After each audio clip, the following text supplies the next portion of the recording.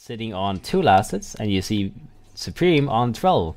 So, I mean, compared to the last game where the Queen of Pain had a very, very dominating performance in the mid lane, this time around, the roles have once again switched, and now Supreme getting jumped on in the mid lane. Nightmare does come up, but I don't think he's going to be able to survive, and as I say that, he is getting healed up, but finally, Ryze will be able to get the last Purifying Flames burst and actually kill him.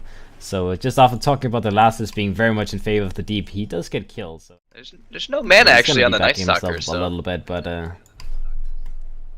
it is just, you know, run down train. Either way, speaking of the mid lane, actually, I mean, getting the kill on the Invoker is such a huge deal. And now on the top lane, we actually have a case of finally getting gone on. As HeStEJoE-RoTTeN actually just, you know, doing a lot of the bit of baiting, making them think he's just being a fool. But he is just setting up for some ganks. Now Nisha coming into the top lane, trying to help his team. The Slitherwing is going to come forward, but HeStEJoE is actually out moving him as, you know, nighttime helps with the movement speed. Oh, but the root onto Noya, and the fear coming out from the Savage roll, obviously. That is going to be a 1-for-1 trade, but I guess, I mean, ATN, they rotated 3 people to the top lane to be able to get an even trade, so I think Danish Bears is going to be overall pretty okay with that. And back to the mid lane point, I mean, DP once again getting dropped down, so even though he has a net worth lead in terms of last hits, then Invoker getting kills, man, and now Ryze getting sandwiched, man, as they really want to kill him. He does finish his job. I got the ward, guys. I took out the ward. That was all I was worth for. And now HeStEJoE-RoTTeN is going to get hunted down root. Is it going to land? It is going to land. And that's going to be HeStEJoE dropping down as well, man. Exotic D inserting dominance. Yeah, he definitely prayed to RNGesus today. He's been getting some fantastic entangles. Yeah, now Ace is going to rotate in, trying to get something done. As you said, he does have the medallion, which is going to mean he's going to be a little bit aggressive in the early game. And now Kai'Sa may be the target. He really wants to kill him, but I mean, with the glimpse back, he can't just like go solo for it. But now the Cold Snap does come onto him, and 3 hits, and that's a kill. And now the exorcism has been committed. Supreme is pretty much all alone, as there's a lot of people from Danish Bears. He's just dropping down so fast. Ace is going to drop down most likely, but I mean, rotations fall from ATN. They got a DP killed, committing the exorcism. So I don't think Ace is gonna mind 1 second dropping down. And I mean, Earthspit with his ultimate, he's gonna be able to pretty much go around and potentially even get like a solo kill on heroes like the Bane, the Shroud, maybe even set up something on the Supreme, and he's gonna get silenced up. Did get the stun toss up. The urn will be used. He's gonna go for the roll forward. He's gonna get his magnetized, and this is what we talked about. Noya setting up for the kills, the important kills indeed, and now Nisha getting hunted down. The urn is going to keep him away from doing anything. Well, I was going to say he doesn't have a blink deck obviously, but still just getting hunted down. And you talked about this the next nighttime, and this is it, man. This is it. The show has begun. Yeah, and the thing is, the team, they really have no contingency plan other than get Radiance, try to kill. Look at this. They're just blowing everybody up all across the map.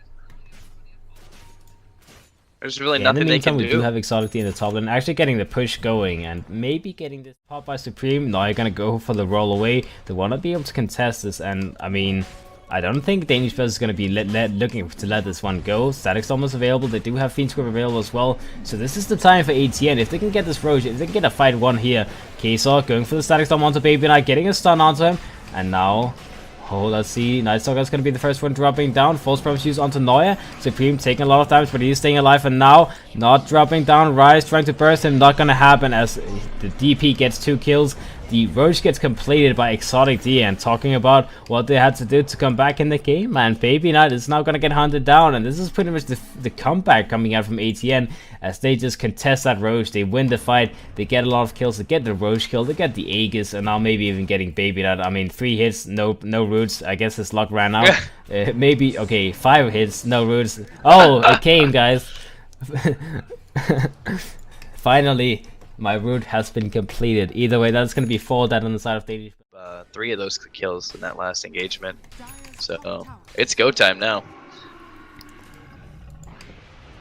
Yeah, now Babyknight in the mid lane. They can set up for Static Storm. They're going to do just that. Babyknight glimpse back into the free Kai'Sa, maybe dropping down to the Forge Spirits, but not going to happen. And now Nightmare does come onto Babyknight, and he is, well, full 5-man squad. That is going to be Babyknight dead for the count. And now Nisha going forward, he does have enough money for the blink dagger after taking this tier 1 tower. Looks like Danish Bears are going to try to do the best trading they can, and with the clicks, they will be able to clean it up really quickly, so. Instead of having these big engagements, we're just doing the base race. So.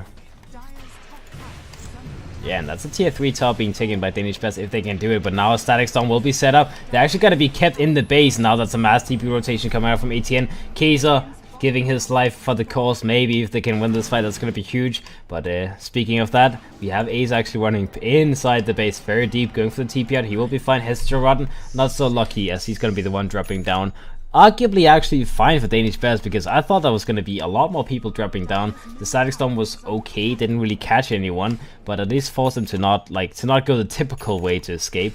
And the Ace is gonna, you know, just can't really do that strafe engagement and actually kill off the DP unless you keep them stunned, which is hardly gonna happen. And now the Exorcism gets committed. The Lone Druid is on the move, trying to take the tier 3 tower. The Aegis does get claimed, so Exotic D is aware of this, but he has a Vladimir up, tanking him up. Now an engagement does happen from Danish Bears. They're gonna get a Sunstrike, and now the first one dropping down is gonna be the Bane. Falling down, Static Storm will be used defensively, but Kaiser, he's dead either way. Klinks has been dropped down though on the other hand, which is obviously gonna be a great kill. The Earth Spirit being kept alive by the magic damage removal from the Fate's Edict. And now it is going to be the tier 3 tower dropping down. The Exorcism still up for a couple of seconds. Now healing the Supreme up. So Exotic D actually taking an insane amount of damage. Babyknight getting gone, and that is him dead. Blink Dagger Slaughter, man. And now Exotic D is still taking damage. Rise trying to get the kill, but he's not going to manage to do so. Sunstrike off the mark, and that's going to be buyback committed by Babyknight. And now it's just about ATN. Can they get out without losing any people? And now they're going to re-engage onto HeStEJoE-RoTTeN. A bash coming out from Nisha, and that's a double kill on the Death Province, sorry. And now back in it for the Melirex, as 3 people still down for the count. They're going to get the melee. They're going to not get the range, obviously, as the Klinks does respawn. So they're going to be like, okay, we have just won one of the biggest fights ever, but they're making a fake back.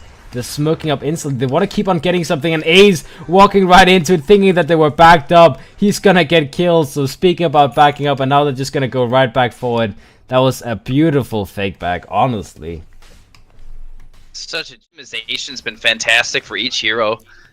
And now, I mean, we're looking at a second lane if they can't defend it. The Klinks is still down for 20 seconds, too. Yeah, and the fortification isn't available, so the Battlecry is going to be able to do some damage to the Lone Druid's bad, dropping a little bit low. But now Nisha going in, the bash onto Babyknight. He already used his buyback, not able to come back. Now the Static Storm onto HeStEJoE-RoTTeN, and Earth Spirit in the backlines does get killed. We do have a lot of people taking down from ATN, but they're just going to be barely fine.